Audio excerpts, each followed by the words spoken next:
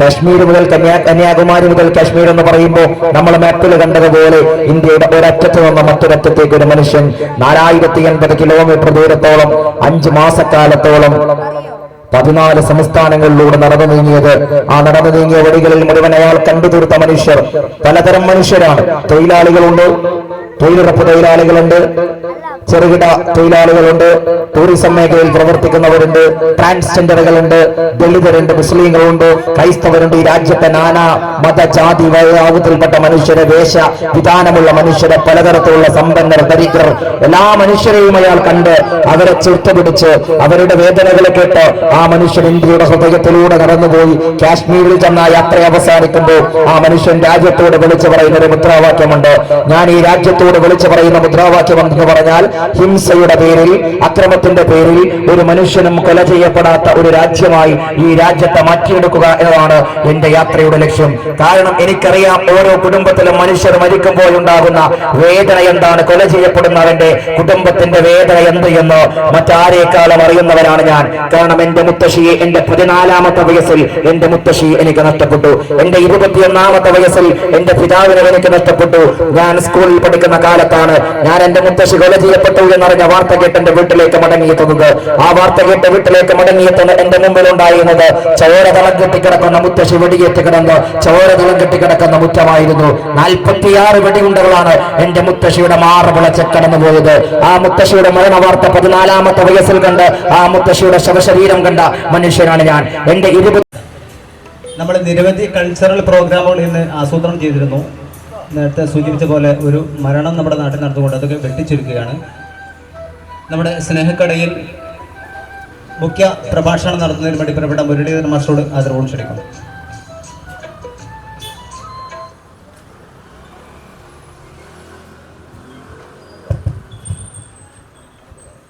പ്രിയപ്പെട്ട അധ്യക്ഷൻ, അതുപോലെ സ്വാഗതം പറഞ്ഞ ആബിദ്, അഷ്റഫ് അലി, അതിനെല്ലാം ഉപരി ഈ സ്നേഹത്തിൻ്റെ ചായക്കടയിലെ പങ്കെടുത്ത ആളുകൾക്കും ദൂരെ നിൽക്കുന്ന ആളുകളുടെയും ഹൃദയത്തിൻ്റെ അടിത്തട്ടിൽ കിടക്കുന്ന സ്നേഹമെന്ന് പറയുന്ന മനോഹര വികാരത്തെ തൊട്ടുണർത്തി ഈ പരിപാടിയെ ധന്യമാക്കിയ നമ്മുടെ എല്ലാം പ്രിയപ്പെട്ട കേരളത്തിൻ്റെ, മലയാളത്തിൻ്റെ അനുഗ്രഹീതയായിട്ടുള്ള ഗായിക, തിരുവമ്പാടിക്കാരി, എൻ്റെ അയൽവാസി കൂടിയാണ് എന്നത് എനിക്ക് അനൽപമായ അഭിമാനം നൽകുകയാണ്. ഞങ്ങൾ തമ്പലവണ്ണക്കാരാണ്.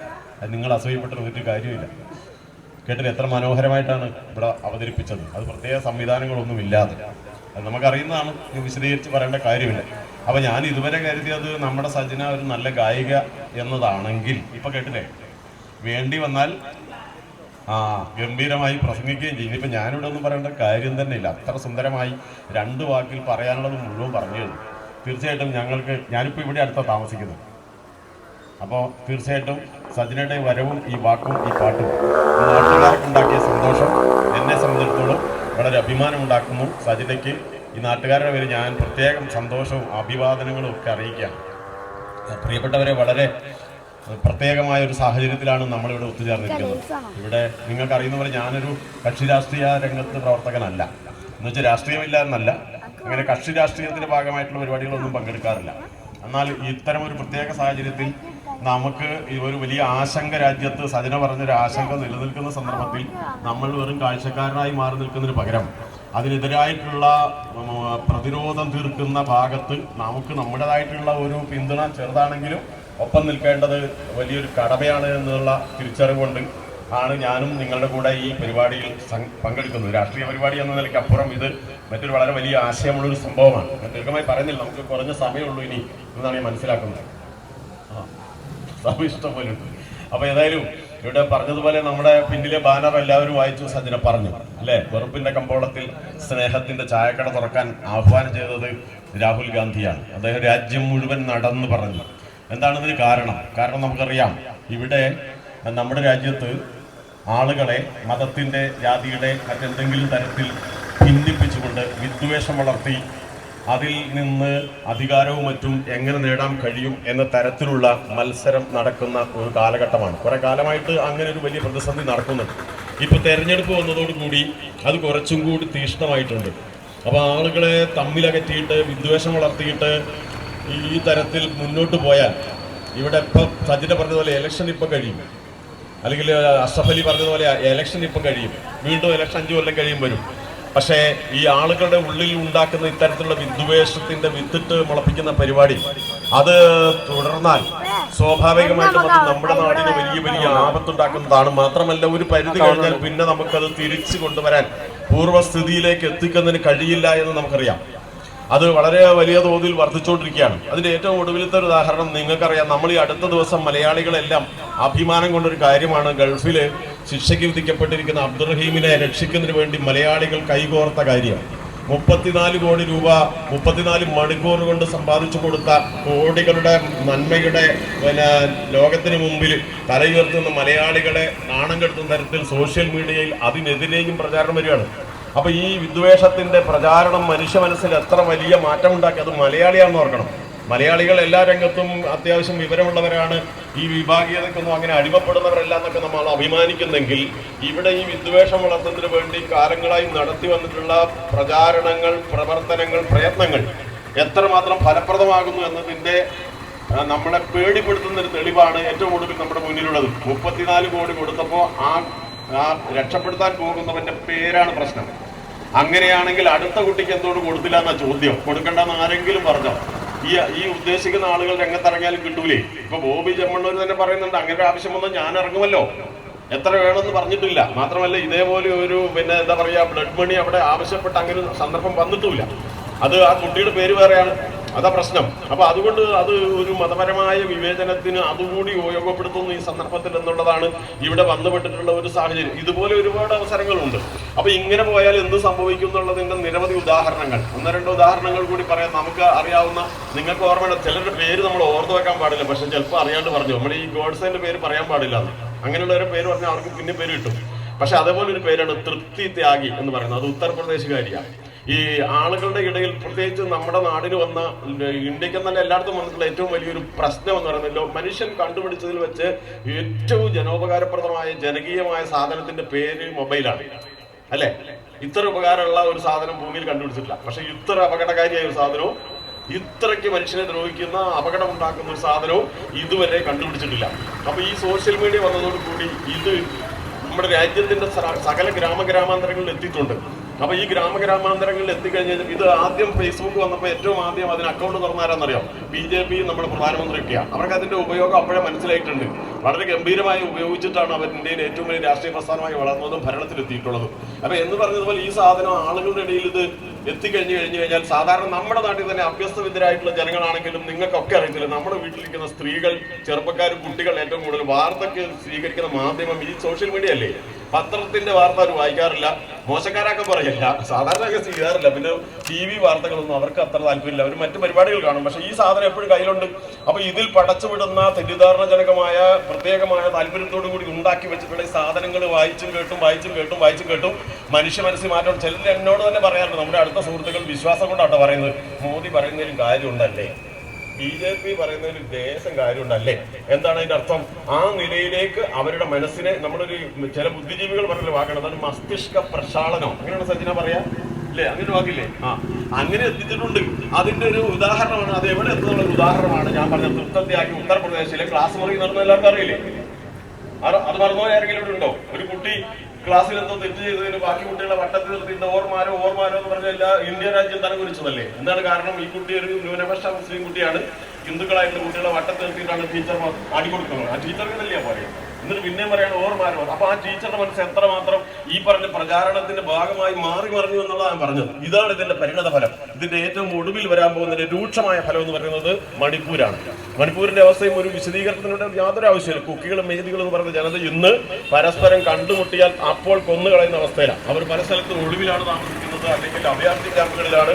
പുറത്തിറങ്ങാൻ പറ്റത്തില്ല, പീഡിയ തുറക്കുന്നില്ല, കുട്ടികൾ സ്കൂളിൽ പോകുന്നില്ല. ഭൂമിയിൽ നരകമുണ്ടെങ്കിൽ ഒന്ന് ഗാസയിലാണെങ്കിൽ അതിനേക്കാളും വലിയ നരകമായിട്ട് മണിപ്പൂർ മാറിയത് ആളുകൾ തമ്മിലുള്ള ഈ പറയുന്ന ശത്രുത വളർന്നതാണ്. അപ്പൊ ഈ ശത്രുത വളർന്നാൽ മനുഷ്യ മനസ്സിൽ ഈ വിദ്വേഷത്തിന്റെ വിത്ത് വളർത്തിച്ചാൽ അവസാനം വന്നുപെടുന്നത് നമുക്ക് ഈ പുൽമേടുകളിൽ മേയുന്ന സിംഹങ്ങൾക്കിടയിലൂടെ പോകുന്ന മാനുകളെ പോലെ എപ്പോഴാണ് അത് പിടിച്ച് തിന്നുകയെന്ന് അറിയാത്ത വിധത്തിൽ മനുഷ്യന് ഭൂമിയിൽ ജീവിതം എന്താ പറയാ ഇല്ലാണ്ടാക്കുന്ന ഒരു സാഹചര്യം എത്തിച്ചേരും. അപ്പൊ ഇങ്ങനെ തീക്കൊള്ളിക്കൊണ്ട് തലചൊറിയുന്ന ഒരു അവസ്ഥ ഉണ്ടാകുമ്പോൾ നമ്മൾ നോക്കി നിന്നാൽ ആപത്താണ് എന്നുള്ളതാണ് നാം നേരിടുന്ന നമ്മുടെ പ്രധാനപ്പെട്ട ഒരു കാര്യം.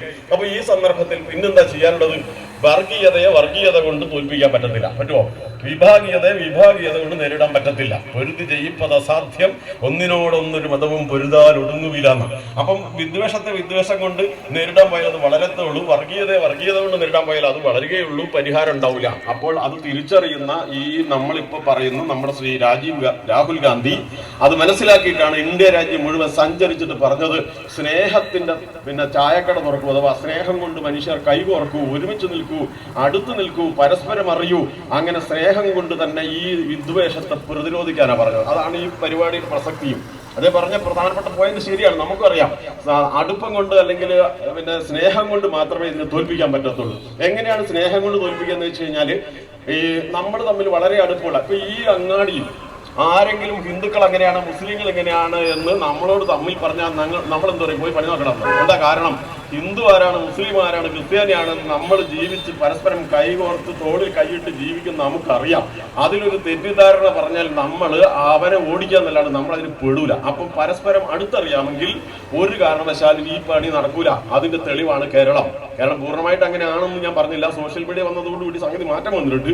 എങ്കിൽ പോലും ഏകദേശം ഇന്നോളം കേരളത്തിൽ ഇത്തരത്തിലുള്ള വിദ്വേഷത്തിന് അല്ലെങ്കിൽ മതത്തിന്റെയോ മറ്റെന്തെങ്കിലും പേരിൽ ഒരു പ്രയാസങ്ങൾ ഉണ്ടാക്കാൻ സാധ്യതയുള്ള പല സന്ദർഭം ഇന്ത്യയിൽ ഉണ്ടായിട്ടുണ്ട്. ആ ഒരു സന്ദർഭത്തിൽ പോലും അതിന് വഴി കൊടുക്കാതെ ഒരുമിച്ച് നിന്നിട്ടുള്ള ഒരു പാരമ്പര്യം നമുക്കുണ്ടാവാൻ കാരണം നമുക്ക് പരസ്പരം അറിയാം ആരാണ്. ഇനി ഒന്നും കൂടി മറ്റൊരു നല്ല ഉദാഹരണം ഞാൻ വേണമെങ്കിൽ പറയാം. കഴിഞ്ഞ കർണാടകത്തിലെ തെരഞ്ഞെടുപ്പ് നടക്കുന്നതിന് തൊട്ട് മുമ്പ് അവിടെ ഒരു വിഷയം ഉണ്ടായിരുന്നു, ഹിജാബ് ധരിക്കുന്നതുമായി ബന്ധപ്പെട്ട്. ഇതെല്ലാവർക്കും അറിയുന്നതായിരുന്നല്ലേ ഞാൻ പറയുന്നത്. എന്താണ് നമുക്കറിയാം, കോളേജിൽ ഹിജാബ് നിരോധിച്ചത് അത് വലിയ വിവാദമായതും അതിന്റെ പേരിൽ വലിയ പ്രശ്നങ്ങളൊക്കെ ഉണ്ടായ സമയമാണ്. തൊട്ടടുത്ത് നടന്ന തെരഞ്ഞെടുപ്പിൽ ഹനീസ് ഫാത്തിമ എന്ന് പറയുന്ന സ്ഥാനാർത്ഥി മത്സരിച്ചു. കോൺഗ്രസിന്റെ സ്ഥാനാർത്ഥിയാണ്. ആ കോൺഗ്രസ് സ്ഥാനാർത്ഥിയായ ഹനീസ് ഫാത്തിമ മത്സരിച്ചത് ഹിജാബ് തലയിലിട്ടുകൊണ്ട് വീടാന്തരം കയറി ഇറങ്ങി ആ നിയമസഭയിലേക്ക് നടന്ന മത്സരത്തിൽ അവർ ബഹുഭൂരിപക്ഷത്തോടു കൂടി തെരഞ്ഞെടുക്കപ്പെട്ടു. സന്ദർഭമാണ് ഹിജാബിനെതിരായി പ്രചാരണം നടന്ന സമയത്ത്, കലാപം ഉണ്ടാക്കിയ സമയത്ത് ഹിജാബ് ധരിച്ചുകൊണ്ടാണ് വോട്ട് ചോദിച്ചത്. അവർ ജയിച്ച മണ്ഡലത്തിൽ ഞാൻ മനസ്സിലാക്കുന്നത് 76% ഹിന്ദുക്കളാണ്. എന്തുകൊണ്ടാണ് ജയിച്ചത്? ആ 76% ഹിന്ദുക്കളും മുസ്ലിങ്ങളും ക്രിസ്ത്യാനികളും ഉണ്ടെങ്കിൽ അവരും ജൈനരുണ്ടെങ്കിൽ അവരും നമ്മുടെ നാട്ടിലേതുപോലെ പരസ്പരം സ്നേഹിച്ച് സഹകരിച്ച് അടുത്തറിഞ്ഞ് ജീവിക്കുന്നവരാ. അവരുടെ ഇടയിൽ പോയിട്ട് മുസ്ലിം അങ്ങനെയാണ്, ഹിന്ദു ഇങ്ങനെയാണ്, ജൈനൻ എങ്ങനെയാന്ന് പറഞ്ഞാൽ നമ്മൾ ഈ പറഞ്ഞ പോയി പണി നോക്കടാ എന്ന് പറയുന്ന നിലയിൽ അവർക്ക് തിരിച്ചറിയാം. ആ തിരിച്ചറിവുള്ളത് കൊണ്ട് വിഭാഗീയത അവരുടെ നാട്ടിൽ ഏശിയില്ല എന്നുള്ളതാണ് സത്യം. എന്നാൽ വാസ്തവം മറ്റൊന്നുണ്ട്. അത് ആ നാട്ടിൽ അങ്ങനെയാണ്, കർണാടകത്തിൽ മുഴുവൻ അങ്ങനെയല്ല. കേരളത്തിൽ ഏതാണ്ട് എല്ലായിടത്തും അങ്ങനെയൊക്കെയാണ്. മാറ്റം വരാൻ സാധ്യതകളുള്ള നമ്മളിങ്ങനെ മീറ്റിംഗ് കൊടുക്കില്ല, അങ്ങനെയല്ലേ? അതെ. അപ്പൊ കർണാടകത്തിലെ സ്ഥിതി എന്താ വെച്ച് കഴിഞ്ഞാല് ചിലപ്പോ നിങ്ങൾക്ക് അറിയാമായിരിക്കും, ഈ മറന്നുപോയെന്ന് അറിയില്ല, ഒരു 2 മാസം മുമ്പ് പത്രത്തിൽ ഒരു വാർത്ത വന്നിരുന്നു. ഒരു ഗ്രാമത്തിൽ ശുദ്ധികലശം നടത്തി. എന്തിനാണെന്നറിയോ? ഒരു ഗ്രാമത്തിൽ ട്രാക്ടറുമായിട്ട് വന്നൊരു ചെറുപ്പക്കാരൻ പണിയെടുത്ത് തീരാറായപ്പോഴാണ് അറിയുന്നത് ആ ഗ്രാമത്തിലുള്ള ആളുകളുടെ ജാതിയേക്കാളും താണ ജാതിയാ. അവരെ വിടാൻ പറ്റുമോ? നമ്മുടെ നാടിന്റെ അവസ്ഥയെ അവരെ തല്ലി ശരിയാക്കിയത് മാത്രമല്ല, ശുദ്ധികലശവും നടത്തി. ഞാൻ പറഞ്ഞു തന്നത് ഇന്ത്യൻ ഗ്രാമങ്ങളിൽ ഇങ്ങനെ ഒരു കുഴപ്പമുണ്ട്. തെറ്റിദ്ധരിപ്പിക്കാൻ നല്ല സുഖം. എന്താ സുഖത്തിന് കാരണം? ഇന്ത്യയിലെ പട്ടണങ്ങളൊക്കെ ഒരുവിധം മാറിയിട്ടുണ്ടെങ്കിലും മിക്കവാറും ഗ്രാമങ്ങളിലെല്ലാം തന്നെ ഇതിൽ കുറെ പേരൊക്കെ പുറത്തു പോയിട്ടുണ്ട്. ഇതൊക്കെ പുറത്തുപോയി വന്നിട്ടുള്ള ആളുകളായിരിക്കും. നമ്മുടെ രാജ്യത്തിന്റെ വടക്കും മധ്യ ഇന്ത്യയിലൊക്കെ പോയിട്ടുള്ളവർക്ക് അറിയാം. ഒരു ഭാഗത്ത് മുസ്ലിങ്ങളാണ്, അവിടെ മുസ്ലിങ്ങൾ മാത്രമേ ഉള്ളൂ. ഒരു ഭാഗത്ത് ക്രിസ്ത്യാനികളാണ്, അവർ മാത്രമേ അവിടെ ഉള്ളൂ. ഹിന്ദുക്കളാണ്. ഇപ്പൊ ഞാൻ നേരത്തെ പറഞ്ഞ പോലെയാണ് ഓരോ ജാതിക്ക് ഓരോ ഏരിയ. അത് ഞാൻ നേരത്തെ കർണാടകം പറഞ്ഞത്. ഒരു ഏരിയയിൽ ഹിന്ദുക്കൾ ഒരു ജാതിയാണ്, അവിടെ വേറെ ആരും ഉണ്ടാവില്ല. ഇത് ഞാൻ നേരിട്ട് കണ്ടിട്ടാണ് പറയുന്നത്. എനിക്ക് ഒരുപാട് അനുഭവമുണ്ട്. എന്റെ മകൻ അടുത്ത കാലത്ത് പഠിച്ചുകൊണ്ടിരുന്ന സമയത്ത് ഇപ്പോഴും ഞാൻ 19 വർഷം മുമ്പ് പോയി കണ്ടതാണ്. ഇപ്പൊ പഠിച്ചുകൊണ്ടിരുന്നപ്പോൾ പറഞ്ഞത് എന്താ വെച്ച് കഴിഞ്ഞാൽ ഞായറാഴ്ച വെള്ളിയാഴ്ച ഒഴിവുള്ള ദിവസം ഇവർക്ക് കുറച്ച് ബീഫ് തിന്നണമെന്ന് ആഗ്രഹം ഉണ്ടാവും. ഹോസ്റ്റലിൽ വീട്ടിൽ താമസിക്കാം. അപ്പൊ എങ്ങനെ കിട്ടാൻ വേണ്ടി അതീവ രഹസ്യമായി ചെല്ലേണ്ട സ്ഥലമുണ്ട്. അത് എവിടെയാ നിങ്ങൾക്ക് മനസ്സിലായി കാണുമല്ലോ. അതീവ രഹസ്യമായി ഇത് എന്താണെന്ന് പുറത്തറിയാതെ മണം വരാതെ വണ്ടിക്കകത്ത് ഒളിച്ചു വെച്ച് വീട്ടിൽ കൊണ്ടുവന്ന് വേവിച്ച് തിന്നുമായിരുന്നു. അത് ഏത് കേന്ദ്രത്തിലാണ് പോയെന്ന് മനസ്സിലായോ? അപ്പം അത് ഭോപ്പാലില്ല, മധ്യപ്രദേശിൽ. അപ്പൊ എങ്ങനെയാ നാട്ടിന്റെ അവസ്ഥ? ഇപ്പോഴും അങ്ങനെ തന്നെയാ. ഓരോ അങ്ങനെ ആകുമ്പോ മുസ്ലിം ആരാന്ന് ഹിന്ദുക്കൾക്ക് അറിയില്ല, ഹിന്ദു ആരാന്ന് മുസ്ലിമിനും അറിയില്ല. അടിക്കാൻ വല്ല ബുദ്ധിമുട്ടുണ്ടോ? അടുപ്പിക്കാൻ നല്ല സുഖ. ഈ ഒരു വലിയ ഗതികേട് നമ്മുടെ രാജ്യത്തുണ്ട്. അതാണ് നമ്മൾ നേരിടുന്ന ഒരു പ്രശ്നം. അതുകൊണ്ടാണ് മാത്രമല്ല ഇന്ത്യയിലെ ജനങ്ങളുടെ സ്ഥിതി എന്താ? എല്ലാവരും മതവിശ്വാസികളല്ലേ? എല്ലാത്തിലുണ്ടല്ലേ? കുറച്ചല്ലാത്തവരുണ്ട്. പക്ഷെ ഭൂരിപക്ഷം 92% വിശ്വാസികളാണ്. ആ വിശ്വാസത്തിന് എങ്ങനെ പറഞ്ഞു തരാമെന്ന് എനിക്ക് വാക്കറിയില്ല. ഞാൻ വാക്ക് പറയുന്നതിന് ഒരു ഉദാഹരണം പറയാം. ഞാൻ പഠിക്കാൻ പോയ സമയത്ത്, വീട്ടിൽ പഠിക്കാൻ പോയത് ആസാമിലാണ്. ആ സമയത്ത് മഹാഭാരതം സീരിയൽ ഇറങ്ങിയ സമയം ഓർമ്മയുണ്ട്? മഹാഭാരത ശ്രീ മഹാഭാരത കഥാഹ എന്ന് പറഞ്ഞിട്ട് അന്ന് TV വളരെ കുറവാണ്. DD1 അങ്ങനെയല്ലേ സർ? അതിനെ പറ്റായിരുന്നു. അപ്പൊ ഞാൻ കണ്ടൊരു കാര്യം എന്ന് വെച്ച് കഴിഞ്ഞാൽ ഈ സീരിയൽ തുടങ്ങാറാകുമ്പോഴത്തേക്കും ഞാൻ താമസിക്കുന്ന ഒരു എന്താ പറയാ, ഈ നമ്മൾ വീട്ടിൽ താമസിക്കുന്ന ഒരു പരിപാടി ഉണ്ടല്ലോ, എന്താ പറയാ, എന്തോ ഒരു ഗസ്റ്റ് ഇല്ലേ വീട്ടിൽ താമസിച്ച ഒരു ഭക്ഷണമൊക്കെ തരുന്നത്, പേയിങ് ഗസ്റ്റ്. അങ്ങനെ താമസിക്കുകയാണ്. അപ്പൊ അത് ഈ പിന്നെ നേപ്പാളികളായിട്ടുള്ള ഹിന്ദുക്കളുടെ ഒരു തറവാടാണ്. ബാക്കി കുറെ പേരുണ്ട്. ഇവര് ആ പരിസരത്തെ സ്ത്രീകളും കുട്ടികളും എല്ലാം 10 മണിക്ക് സീരിയൽ തുടങ്ങാറാകുമ്പോഴത്തെ ഞായറാഴ്ച പറ്റാ സീരിയൽ തുടങ്ങാറാകുമ്പോഴത്തേക്ക് ഇവരെല്ലാം പോയി കുളിച്ച് ഭംഗിയായി വൃത്തിയായി അമ്പലത്തിൽ ഞങ്ങൾ പോകുന്ന കണ്ടിട്ടില്ലേ, അതേപോലെ പരിശുദ്ധിയോട് കൂടി വന്ന് ടെലിവിഷന്റെ മുമ്പിൽ പ്രാർത്ഥിച്ചുകൊണ്ടിരിക്കുകയാണ്. ശ്രീകൃഷ്ണൻ ഞാൻ കണ്ട രംഗം എന്ന് വെച്ച് കഴിഞ്ഞാൽ കാളിക മർദ്ദനം നിങ്ങൾ കേട്ടോ, ഒരു സർപ്പത്തെ ശ്രീകൃഷ്ണൻ ഇങ്ങനെ ചവിട്ടി ഓടിക്കുന്ന ഒരു സംഭവമുണ്ട്. ഇതൊക്കെ ഇങ്ങനെ കാണാപ്പാർക്കും ശ്രീകൃഷ്ണൻ ഉണ്ണികൃഷ്ണൻ കയറുന്ന സർപ്പത്തിന്റെ തലയിൽ ഇങ്ങനെ ചവിട്ടി നൃത്തം ചെയ്യുമ്പോൾ സത്യത്തിൽ നേരിട്ട് കൃഷ്ണ ഭഗവാൻ മുന്നിൽ അതിനൊരു തെറ്റൊന്നും നമുക്ക് കാണേണ്ടതില്ല. ഓരോരുത്തർ വിശ്വാസമല്ലേ, അതൊക്കെ അവരുടെ എന്താ പറയാ ആധ്യാത്മിക നിലവാരം അനുസരിച്ച് അതൊന്നും നമ്മളാരെ ആക്ഷേപിക്കല്ല.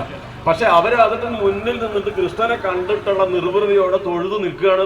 അവന് മുമ്പ് സാക്ഷാൽ നമസ്കരിക്കുന്നവരുണ്ട്. ഇത് ഇന്ത്യയിലെ ജനങ്ങളുടെ ഒരു അവസ്ഥയാണ്. ഈ ജനങ്ങളെ തെറ്റിക്കാൻ വല്ല ബുദ്ധിമുട്ടുണ്ടോ? മതം പറഞ്ഞടിക്കാൻ അവരുടെ വികാരം വ്രണപ്പെടുത്താൻ എളുപ്പമല്ലേ? അതിന് തൊട്ട് ശേഷം വന്നതോ മുന്നേ വന്നതാണ് രാമായണം. ആ രാമായണത്തിലെ നായകനും നായികയും ഇവിടെ പാർലമെന്റിലെ അംഗങ്ങളായിരുന്നു. ദീപിക ചിക്കലിയായിരുന്നു സീതയായിട്ട് അഭിനയിച്ചത്. അവർ തെരഞ്ഞെടുത്തത് ഈസി ആയിട്ടാണ്. പിന്നെ NT രാമറാവുവിനെ കേട്ടിട്ടുണ്ടോ? മുതിർന്നവർക്കൊക്കെ അറിയാലോ, തെലുങ്കില് അല്ലേ? അദ്ദേഹത്തിന്റെ സ്ഥിതി എന്താ അറിയാമോ?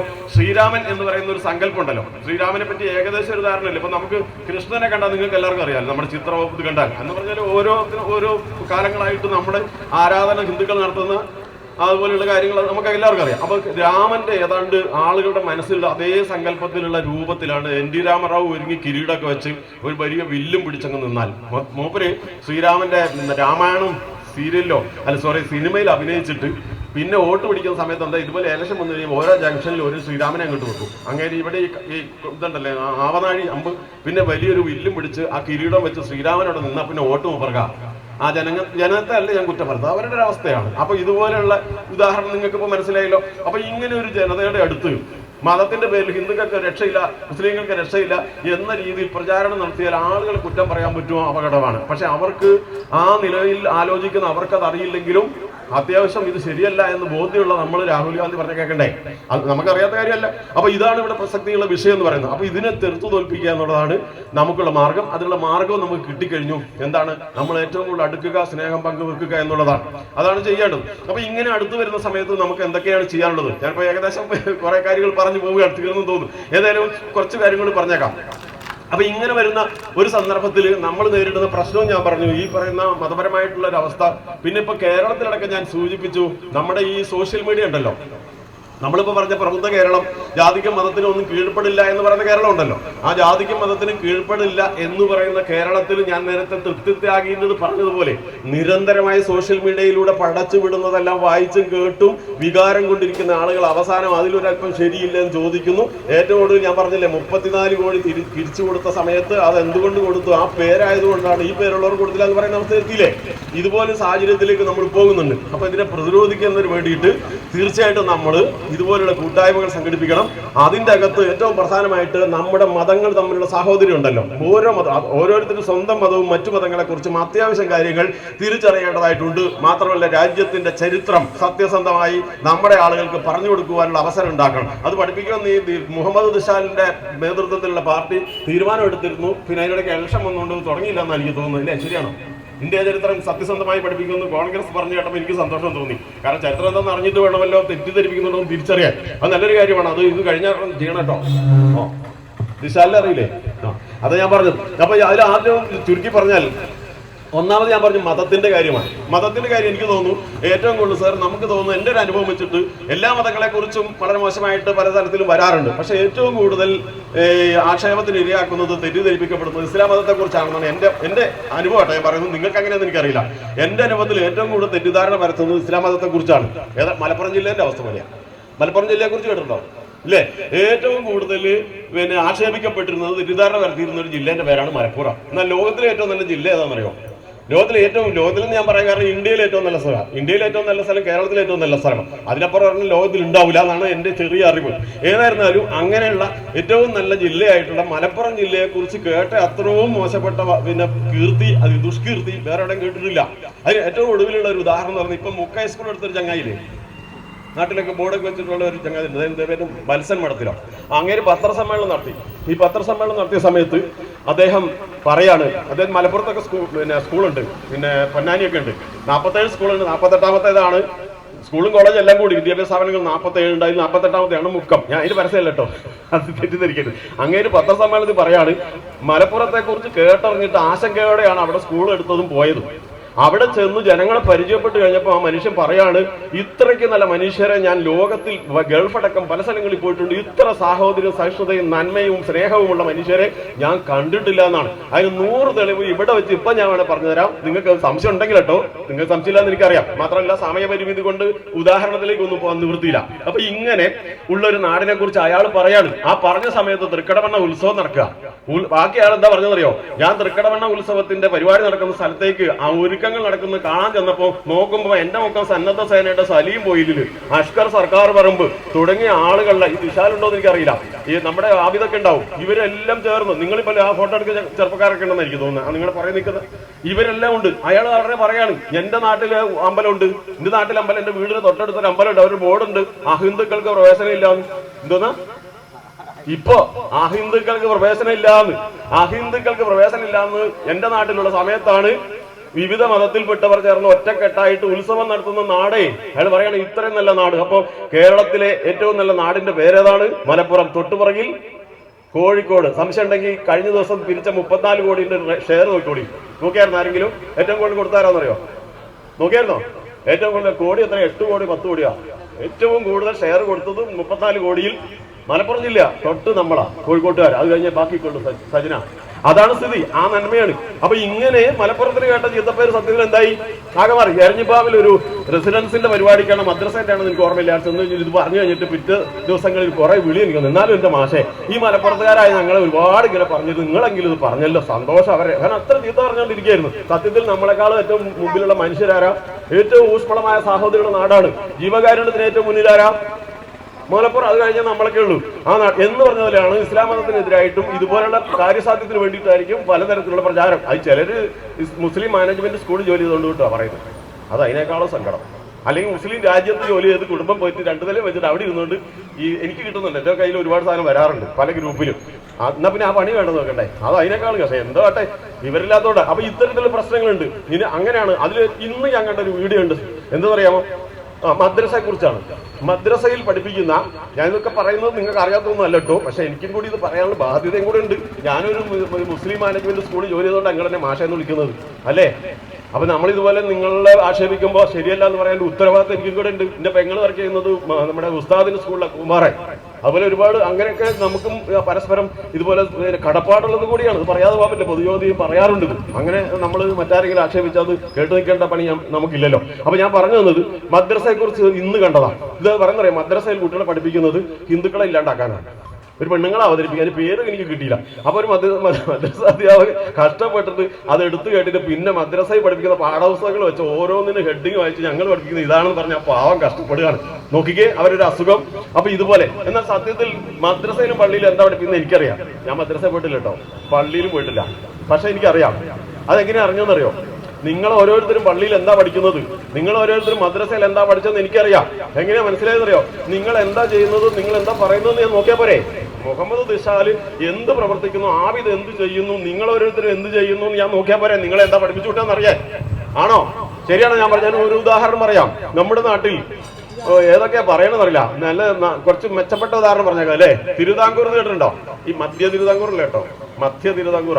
ഈ തിരുവിതാംകൂറിൽ നിന്ന് ഒരുപാട് പേര് പണ്ട് കുടിയേറിയില്ലേ, ഇപ്പോഴും ഓരോരുത്തർ വരുന്നുണ്ട്. ഞാനും അതിൽപ്പെട്ടതാട്ടോ. അങ്ങനെ പോരുന്ന കൂട്ടത്തിൽ TTC പാസ്സായവരും, വിശാൽജി TTC പാസ്സായവരും B.Ed പാസ്സായവരും ഒരുപാടുണ്ടായിരുന്നു. ഒരു 10, 40, 50 കൊല്ലം മുമ്പ് തുടങ്ങിയതാണ്. ഇവരെന്തിനാ വന്നത്?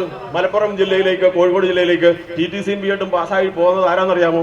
അതിൽ 99% വന്നതും ഹിന്ദുക്കളും ക്രിസ്ത്യാനികളുമാണ്. അവരെന്തിനാ പോകുന്നത്? ഇവിടെ സ്കൂളിൽ ജോലി കിട്ടാൻ വേണ്ടിയിട്ടാണ്. ജോലി കിട്ടാൻ വേണ്ടി പോകുന്നത് ആരുടെ സ്കൂളിലേക്കാണ്? മലപ്പുറത്തും കോഴിക്കോടും ഉള്ള സ്കൂളുകളിൽ 90%, 99%-ഓളം മുസ്ലിം മാനേജ്മെന്റുകളല്ലേ, വ്യക്തികളുടെ സംഘടനകളുടെ ആണല്ലോ.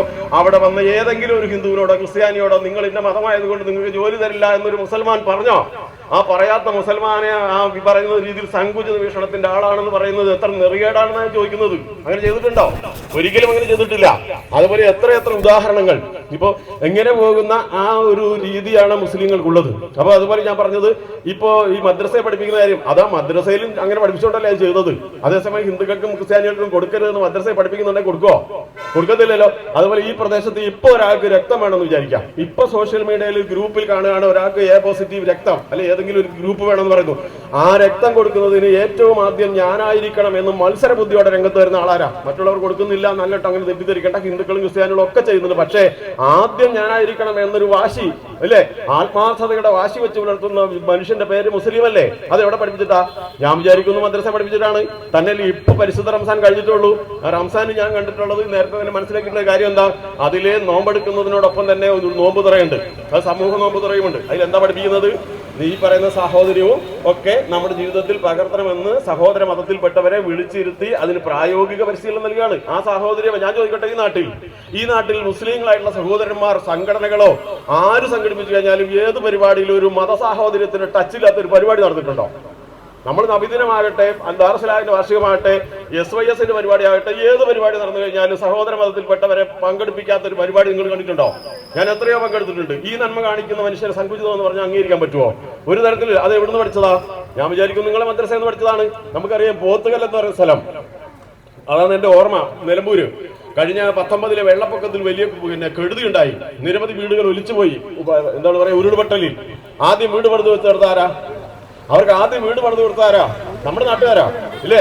നമ്മുടെ കുമാരനെല്ലൂരിലുള്ള സമയത്തിന്റെ നോക്കണം, ഈ കുമാരനെല്ലൂർ നമ്മുടെ നാട്ടുകാരില്ലേ, അപ്പുറത്ത് കാരമൂല, ആ കാരമൂല കേന്ദ്രമാക്കിയിട്ട് ഒരു വാട്സാപ്പ് കൂട്ടാപ്പ് ഉണ്ടാക്കിയത് എനിക്കിപ്പോ ഓർമ്മയുണ്ട്. അതിന് നേതൃത്വം കൊടുത്തവരൊക്കെ ആ മദ്രസ പഠിച്ചവരാ, അല്ലാതൊരു ഇല്ലെന്നല്ല കേട്ടോ. പക്ഷെ മുന്നിൽ നിന്നാരാ? അത് അവിടെ പഠിച്ചിട്ടല്ലേ. ഇങ്ങനെ ഒരു ആപത്ത് വന്നു കഴിഞ്ഞാൽ അവരെ സഹായിക്കുന്നതിന് വേണ്ടി ഉടൻ രംഗത്തിറങ്ങണമെന്ന് മദ്രസ പഠിപ്പിച്ചു എന്ന് എനിക്ക് മനസ്സിലായി ഇല്ലേ? ഞാനിപ്പോ അഷ്റഫ് അലിയെ വിളിച്ചിട്ട് ചെവിയിൽ എന്തോന്ന് പറഞ്ഞു. അഷ്റഫ് അലി അവിടെ പോയിട്ട് ഒരു കുപ്പി വെള്ളം കൊണ്ടുവരികയാണ്. നിങ്ങൾക്ക് എന്താ മനസ്സിലായത്? ഞാൻ അദ്ദേഹത്തോട് പറഞ്ഞത് എനിക്ക് ഒരു കുപ്പി വെള്ളം വേണമെന്നല്ലേ എന്ന് പറഞ്ഞതുപോലെ ഞാൻ മനസ്സിലാക്കുന്നു, മദ്രസയിൽ നിന്ന് പുറത്തിറങ്ങിയ പള്ളിയിൽ നിന്ന് പുറത്തിറങ്ങിയ നിങ്ങൾ ഓരോരുത്തരും ജീവകാരുണ്യം ഞങ്ങളായിരിക്കണം മുന്നിലെന്നും മറ്റൊരു വേണ്ടെന്നല്ല, മുന്നിലായിരിക്കണമെന്ന് വാശി പിടിക്കുന്നവരും നല്ല മനസ്സല്ലേ. അപ്പൊ അവിടെ എന്താ പഠിപ്പിക്കുന്നത്? ജീവകാരുണ്യം വേണം ഇല്ലേ? തീർച്ചയായിട്ടും. എന്താണ് പറയാ, അനാഥന് ഭക്ഷണം കൊടുക്കാൻ കഴിയുന്നില്ലെങ്കിൽ അനാഥന് ഭക്ഷണം കൊടുക്കുവാൻ പ്രേരിപ്പിക്കുകയെങ്കിലും ചെയ്തിട്ടില്ലാത്തവരുടെ പ്രാർത്ഥന സ്വീകരിക്കൂല എന്ന് പഠിപ്പിക്കുന്ന മതമാണ് ഇസ്ലാം മതം അല്ലേ? അപ്പൊ ഇതുപോലുള്ള നന്മകളെല്ലാം പഠിപ്പിക്കുന്ന ഒരു മതത്തെ തെറ്റിദ്ധരിപ്പിക്കുവാൻ ശ്രമിച്ചാൽ ഒരു കാരണവശാലും നമുക്കത് അംഗീകരിക്കാൻ പറ്റത്തില്ല. അതുപോലെ തന്നെയാണ് ഞാൻ നേരത്തെ മലപ്പുറം പോലുള്ള കാര്യങ്ങൾ പറഞ്ഞത്. എന്തുകൊണ്ടാണ് മലപ്പുറത്ത് അങ്ങനെ ഒരു സാഹോദര്യം നിലനിൽക്കുന്നത്? തീർച്ചയായിട്ടും എല്ലാ മതക്കാർക്കും അവിടെ അഭിമാനിക്കാം. കാരണം ഒരു മതക്കാർ മാത്രം വിചാരിച്ചു കഴിഞ്ഞാൽ സാഹോദര്യം ഉണ്ടാവില്ലല്ലോ, എല്ലാവരും അങ്ങനെ തന്നെയാണ്. അപ്പൊ ഇതാണ് അത്. എന്തുകൊണ്ടാണ് അവർ പരസ്പരം ആ നിലയിൽ പെരുമാറുന്നത് കൊണ്ടാണ്. മലപ്പുറത്ത് ഉദാഹരണമായി അടുത്ത കാലത്തുണ്ടായ വളരെ ഹൃദയസ്പർശിയായ ഒരു സംഭവം എന്ന് വെച്ച് കഴിഞ്ഞാൽ, ഒരു ജയകൃഷ്ണൻ എന്ന് പറയുന്ന ഒരു പോലീസുകാരൻ വെടിയേറ്റ് മരിച്ചത് നിങ്ങൾക്ക് ഓർമ്മയുണ്ടോ? ഒരു 5-8 വർഷമായെന്ന് എനിക്ക് തോന്നുന്നത്. ഓർമ്മയുണ്ടത്? അതായത് ഒരു മുജീബ് റഹ്മാൻ എന്ന് പറഞ്ഞ ഒരാൾ ഭാര്യയെ കൊന്നു. എന്നിട്ട് അയാൾ ഒളിവിൽ പോയി, കാട്ടിൽ ഒളിവിൽ പോയ ശേഷം പിടിക്കാൻ പോലീസ് പോയ കൂട്ടത്തിലുള്ള പോലീസുകാരൻ്റെ പേരാണ് ജയകൃഷ്ണൻ. കാട്ടിൽ ഒളിച്ചിരുന്ന അയാൾ തോക്കുണ്ടായിരുന്നു, വെടിവെച്ച് ജയകൃഷ്ണൻ മരിച്ചുപോയി. അങ്ങനെ ഈ പറയുന്ന മുജീബ് റഹ്മാൻ ജയിലിലായി. ഉമ്മ മരിച്ചും പോയി. മക്കാരും ഇല്ലാതെ 2 മക്കളുണ്ട്, അവർ അനാഥരുമായി. പിന്നെ നാട്ടുകാരുടെ സഹായത്തോടു കൂടി ആ കുട്ടികളെ വളർത്തി ആ കുട്ടികളെ പഠിപ്പിക്കുന്നൊക്കെ ഉണ്ട്. അതിനിടയിൽ ഈ മരിച്ചുപോയ പോലീസുകാരൻ്റെ ജയകൃഷ്ണൻ എന്ന പോലീസുകാരൻ്റെ മകൻ പോലീസുകാരനായിരുന്നു. ആ പോലീസുകാരൻ ദിവസം സ്കൂളിൽ ചെല്ലുന്നുണ്ട്. അന്നൊരു പ്രത്യേക സാഹചര്യത്തിലാണ് അവിടെ എത്തിയത്. എന്താണെന്ന് ചോദിച്ചു കഴിഞ്ഞാൽ, ആ സ്കൂളിൽ പഠിക്കുന്ന 2 അനാഥരായിട്ടുള്ള കുട്ടികൾക്ക് വീട് വെച്ചിട്ടുണ്ട്. ആ വീടിന്റെ ഹൗസ് വാമിംഗ് പരിപാടി നടക്കാൻ പോവാണ്. അതുമായി ബന്ധപ്പെട്ട മീറ്റിംഗ് വിളിച്ചത്. ഇയാൾ ചെന്ന് കഴിഞ്ഞിട്ടാണ് മനസ്സിലാകുന്നത് അച്ഛനെ വെടിവെച്ച് കൊന്ന മുജീബ് റഹ്മാന്റെ മക്കളാണ്. അപ്പൊ അയാളുടെ മനസ്സിൽ വല്ലാത്തൊരു ഇതൊക്കെ തോന്നി. ആ കുട്ടികളെ പോയി കണ്ടു. ആ കുട്ടികളെ 2 പേരും കണ്ടു കഴിഞ്ഞപ്പോൾ അയാളുടെ മനസ്സ് വല്ലാണ്ട് അരിഞ്ഞുപോയി. അതാണ് മലപ്പുറം എന്ന് പറയുന്നത്. മനുഷ്യത്വത്തിന്റെ പുണ്യഭൂമിയാണ്. ആ മലപ്പുറത്ത് ചെന്ന ആ പോലീസുകാരൻ ആ കുട്ടികളെ കണ്ടിട്ട് വല്ലാത്ത വേദനയോടെ അയാൾ മനസ്സിൽ വിചാരിച്ചു, അച്ഛനെ കൊന്നു എന്ന് വിചാരിച്ചു ഈ മക്കള് എന്ത് തെറ്റ് ചെയ്ത ആ വാപ്പ ചെയ്തെന്ന് വിചാരിച്ചാൽ മക്കൾ അതിന് വല്ല പങ്കുണ്ടോ? അപ്പൊ ആ മക്കൾ അനാഥരായി പോയല്ലോ എന്ന സങ്കടത്തോടെ വീട്ടിൽ ചെന്ന് അമ്മയോട് പറഞ്ഞു, അമ്മ ഞാനിങ്ങനെ ഒരു കാഴ്ച കണ്ടു, 2 കുട്ടികൾ നമ്മുടെ ഇന്ന ആളുടെ മക്കളാണ്, വല്ലാത്ത വിഷമം തോന്നി. അപ്പം എന്താന്ന് ചോദിച്ചു, അടുത്ത ദിവസം അവരുടെ ഹൗസ് വാമിംഗ് ആണ്, വീട്ടിൽ താമസം ആരംഭിക്കുകയാണ്, എല്ലാവരും ചെല്ലണമെന്ന് പറഞ്ഞിട്ടുണ്ട്. അപ്പൊ അമ്മ പറഞ്ഞു, എൻ്റെ മോൻ പോകണം, എൻ്റെ മോൻ പോയിട്ട് അവർക്കൊരു സമ്മാനം കൊടുക്കണം, തീർച്ചയായിട്ടും അത് നമുക്ക് നമ്മുടെ വീട്ടിലെ മക്കളെ പോലെ കരുതണം എന്ന് പറഞ്ഞു. ആ മകൻ പോയി, ആ പോലീസുകാരനെ വീട്ടിൽ പോയി ഏറ്റവും നല്ലൊരു സമ്മാനം വാങ്ങിയ വീട്ടിലേക്ക് വന്നു. കണ്ടു നിന്നവർ അതിശയിച്ചു. കാരണം അച്ഛനെ കൊന്ന ഒരാളുടെ മക്കളെ കാണാൻ വരുന്നു, അത് സമ്മാനമായിട്ട് വന്നിട്ട് ആകെ ആളുകൾ വല്ലാത്തൊരു എന്താ പറയുക പ്രത്യേക സാഹചര്യത്തിൽ അവർ നോക്കി നിൽക്കുകയാണ്. അവൻ കയറി ചെന്നിട്ട് ആ കുട്ടികളെ ചേർത്ത് പിടിച്ചിട്ട് പറഞ്ഞു, ഇത് എൻ്റെ കുടുംബത്തിൽ എൻ്റെ അനിയനെ പോലെയാണ് എനിക്ക്. ഇവരുടെ അച്ഛനും എൻ്റെ അച്ഛനും തമ്മിൽ എന്ത് പ്രശ്നം ഉണ്ടായിട്ടുണ്ടെങ്കിൽ അതിന് ഉത്തരവാദി അവരല്ലല്ലോ, അവരെന്ത് പിഴച്ചു. അതുകൊണ്ട് ഇനി ജീവിതത്തിൽ എല്ലാ കാലത്തും ഒരു ജ്യേഷ്ഠനായി ഇവരുടെ കൂടെ ഞാനുണ്ടാകുമെന്ന് പറഞ്ഞപ്പോൾ അവിടെ നിലയ്ക്കാത്ത കയ്യടി ഉണ്ടായി. അപ്പോൾ ആ സംഘാടക സമിതി പറഞ്ഞു, താക്കോൽ നിങ്ങൾ കൊടുക്കണമെന്ന്. അയാളെ കൊണ്ട് ആ താക്കോൽ ഏൽപ്പിച്ച മനോഹരമായ സ്നേഹത്തിന്റെ, സഹിഷ്ണുതയുടെ, സഹോദര്യത്തിന്റെ നാടിന്റെ പേരാണ് മലപ്പുറം. ആ മലപ്പുറത്തിലെ ഈ സാഹോദര്യത്തിന് മുന്തിയ പങ്ക് ഞാൻ വിചാരിക്കുന്നു മുസ്ലിങ്ങൾക്ക് തന്നെയാണ്, മറ്റുള്ളവർക്ക് ഇല്ല എന്നല്ല കേട്ടോ. ഞാൻ ആദ്യം പറഞ്ഞതുപോലെ ഹിന്ദുക്കളും ക്രിസ്ത്യാനികളും അതേപോലെ സാഹോദര്യമുള്ളവരല്ലെങ്കിൽ അത് ഒത്തുപോകില്ലല്ലോ. അപ്പൊ എല്ലാവരും ഒരുപോലെ നല്ലവരാണ്. അതിൽ ഒരു പടി മുന്നിലല്ലാണ്ട് ഒരു പടി പുറകിൽ ഒരിക്കലും മുസ്ലിങ്ങൾ എവിടെയില്ല. എൻ്റെ ജീവിതത്തിലെ അനുഭവം ഞാൻ പറയുന്നത്. അതുകൊണ്ട് ഒരു കാരണവശാലും മതത്തിന്റെ പേരിൽ ആളുകളെ തള്ളിപ്പറഞ്ഞാൽ അത് അംഗീകരിക്കാൻ പറ്റത്തില്ല. ഈ നാടിന്റെ മനോഹരമായ സംസ്കാരം രൂപപ്പെടുത്തുന്നതിൽ ഏറ്റവും വലിയ പങ്ക് വഹിച്ച എല്ലാ മതങ്ങളെയും പോലെ തന്നെ ഒരുപടി മുന്നിലല്ലാതെ ഒട്ടും പുറകിലല്ലാത്ത രാജ്യസ്നേഹികളായ ദേശീയ നേതാക്കൾ ഉറച്ചു നിൽക്കുന്ന വിഭാഗമാണ് ജനങ്ങൾ. ഈ രാജ്യം ഉണ്ടായ കാലം തൊട്ട് അങ്ങനെ നമുക്ക് രാജ്യം എന്ന് പറഞ്ഞാൽ 47 കൂടിയാണ്. അതിനു മുമ്പ് നമുക്കുള്ളത് ഒരു ഭൂഖണ്ഡമാണ് അല്ലെ, ഉപഭൂഖണ്ഡം. ഹിമാലയത്തിന് ഇപ്പുറത്തുള്ള ഈ ഉപഭൂഖണ്ഡത്തിൽ മനുഷ്യവാസം ഉണ്ടായ കാലം തൊട്ടേ നമ്മളെല്ലാം ഇങ്ങനെ സഹിഷ്ണുതയുടെ നാടാണ്. ഉദാഹരണത്തിന് സിഖ് മതവിശ്വാസികളുടെ ഏറ്റവും പ്രധാനപ്പെട്ട ക്ഷേത്രത്തിന്റെ പേര് സുവർണ ക്ഷേത്രമാണ്. ആ സുവർണ ക്ഷേത്രം നിർമ്മിക്കുന്നതിന് വേണ്ടി ആലോചിക്കുകയാണ്. ആ പുരോഹിതന്മാർ നമ്മളിരിക്കുന്ന പോലെ വട്ടത്തിൽ നിന്ന് ആലോചിച്ചു, നമ്മുടെ ഈ ക്ഷേത്രത്തിന് തറക്കല്ലിടണ്ടേ, ആരാണ് തറക്കല്ലിടേണ്ടത്? അപ്പൊ അവർ ആലോചിച്ചപ്പോൾ അതിലൊരു പുരോഹിതൻ പറഞ്ഞു, നമ്മുടെ രാജ്യം സാഹോദര്യത്തിന്റെ നാടാണ്, സഹിഷ്ണുതയുടെ നാടാണ്. ലോകത്തിൽ ഏത് മതവിശ്വാസികൾ വന്നാലും രണ്ടു കൈയും നീട്ടി സ്വീകരിക്കുന്ന നാടാണ് നമ്മുടേത്. ആ മതസാഹോദര്യത്തിന്റെ പുണ്യഭൂമിയായ ഈ ഭാരതത്തിൽ ഒരു ക്ഷേത്രം പണിയുമ്പോൾ അതിന് ഉപോത്പലകമായ, അതിന് സപ്പോർട്ട് ചെയ്യുന്ന, പിന്തുണയ്ക്കുന്ന ഒരു അടിക്കല് നമ്മൾ ഇടണ്ടേ? എന്നിട്ട് അവർ തീരുമാനിച്ചു, എങ്ങനെയാണെങ്കിൽ മതസാഹോദര്യത്തിന്റെ ക്ഷേത്രമായി നമുക്കിതിനെ മാറ്റണം എന്ന് പറഞ്ഞിട്ട് അവർ വിളിച്ചത് ഒരു ഇസ്ലാമിക സൂഫി വര്യനായിട്ടുള്ള ഹസ്രത്ത് മിയാൻ മിറിനെയാണ്. ഹസ്രത്ത് മിയാൻ മിർ എന്ന് പറയുന്ന ഇസ്ലാമിക സൂഫി വര്യൻ ക്ഷേത്രത്തിന് തറക്കല്ലിട്ട നാടിന്റെ പേരാണ് ഇന്ത്യ. ആ ഇന്ത്യയുടെ സാഹോദര്യവും സഹിഷ്ണുതയും നന്മയും കാത്തുസൂക്ഷിക്കാനാണ് രാജ്യം മുഴുവൻ ഈ രാഹുൽ ഗാന്ധി നടന്നത്. അദ്ദേഹം നമ്മളോട് പറഞ്ഞത്, സ്നേഹം കൊണ്ട് കൈകോർക്കൂ, മനുഷ്യർ അടുത്തു നിൽക്കൂ, ഏതു തരത്തിലുള്ള കുപ്രചരണങ്ങൾ വന്നാലും അതെല്ലാം തള്ളിക്കളഞ്ഞിട്ട് ഒരുമിച്ച് നിൽക്കുന്ന ജനതയായി നമുക്ക് മുന്നോട്ട് പോകണം. ജനാധിപത്യത്തെയും, സജന പറഞ്ഞതുപോലെ നമ്മുടെ ഭരണഘടനയും ജനാധിപത്യവും ഒക്കെ നമുക്ക് സംരക്ഷിക്കണം. അംബേദ്കർ പറഞ്ഞതുപോലെ എപ്പോഴെങ്കിലും രാഷ്ട്രീയ ഭൂരിപക്ഷത്തെ മതം അല്ലെങ്കിൽ സാമുദായിക ഭൂരിപക്ഷം മറികടന്നാൽ ജനാധിപത്യം തീർന്നു പോകും. പറഞ്ഞ് മനസ്സിലായി കാണുമല്ലോ. രാഷ്ട്രീയ ഭൂരിപക്ഷം നമ്മൾ വോട്ട് ചെയ്ത് അതിന് പകരം മതഭൂരിപക്ഷം അതിനപ്പുറം വന്നാൽ, സാമുദായിക ഭൂരിപക്ഷം രാഷ്ട്രീയ ഭൂരിപക്ഷത്തെ മറികടന്നാൽ ജനാധിപത്യം ഇല്ലാണ്ടായി പോകും എന്ന അംബേദ്കറുടെ വാക്കോർക്കുക. അതുകൊണ്ട് ജനാധിപത്യം സംരക്ഷിക്കാൻ വേണ്ടി നമുക്ക് ഇത്തരത്തിലുള്ള കൂട്ടായ്മകൾ, സൗഹൃദങ്ങൾ കാത്തുസൂക്ഷിക്കണം. ഈ ഇത്രയും മനോഹരമായ ഒരു പരിപാടി പ്രത്യേക സാഹചര്യത്തിൽ സംഘടിപ്പിച്ച നമ്മുടെ അഷ്റഫ് അലി, അതുപോലെ തന്നെ ആബിദ് തുടങ്ങിയിട്ടുള്ള ഇവിടുത്തെ ജനാധിപത്യ വിശ്വാസികളായ സഹൃദയരായ പ്രിയപ്പെട്ട, എനിക്ക് ശിഷ്യന്മാർ കൂടിയായിട്ടുള്ള വലുതിലുണ്ടെന്നുള്ളത് അതിലേറെ അഭിമാനിക്കും. ഇത്ര നല്ല ശിഷ്യന്മാരൊക്കെ ഉള്ള ഒരു അധ്യാപകനാകുക എന്ന് പറഞ്ഞാൽ ഇല്ലേ, അതിന് വലിയ ഭാഗ്യം വേറെ വേണം. ഏതായാലും അങ്ങേറ്റ സന്തോഷത്തോടു കൂടി എല്ലാവർക്കും അഭിനന്ദനങ്ങൾ, അഭിവാദ്യങ്ങൾ അർപ്പിക്കുന്നു. ജയ് ഹിന്ദ്.